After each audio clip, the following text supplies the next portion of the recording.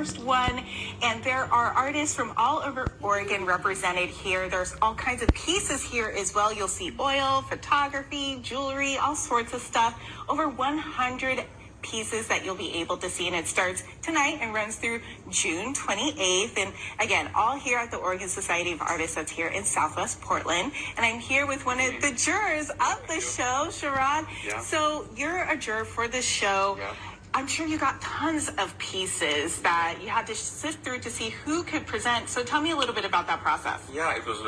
I was really overwhelmed by the quality of artwork that had been sent here this year, and I had the privilege to review them, and it was really difficult task to point out only a few as the winners.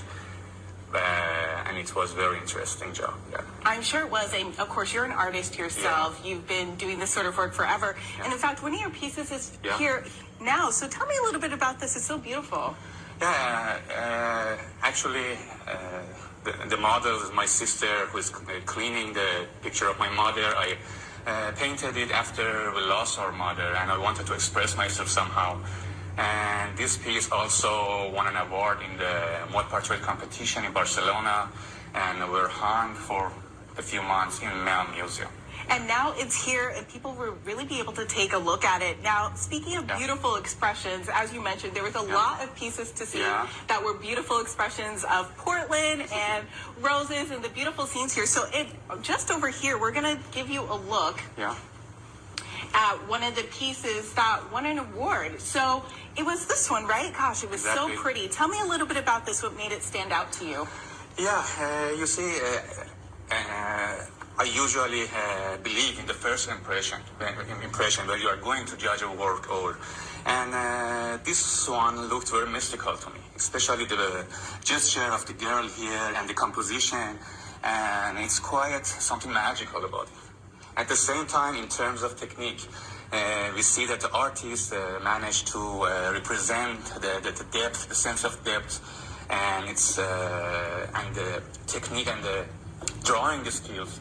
That's why, it's one of the works that I really love. Yeah.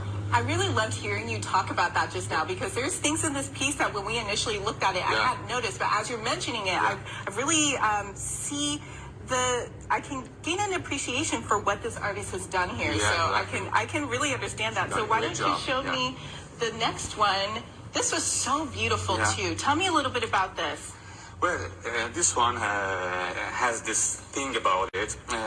I love the brush strokes, and it was boundless and fearless, yet very subtle, and it's quite visible that the artist had a great drawing background and very skillful. Yeah, you can tell that, and the colors are so vibrant. It's something that you have to see. And the way she spread the colors all over the canvas, it's like they're dancing all together. It feels so charming. At the same time, she managed to put some petals here to answer the heaviness of the upper part, and that means it's a solid composition. Yeah, definitely. Well, it's something that you have to see for yourself. If you're interested in learning more, we'll have a link at kptv.com where you can learn more about the Rose Festival Art Show. And of course, coming up this morning, we're going to be unveiling the Rose Festival Queen, the reigning one, her portrait. So stay tuned for that, because that's going to be coming up in our 10 o'clock hour. And we'll send it back to you in the studio. So beautiful. And I'll be sure you let them know how much we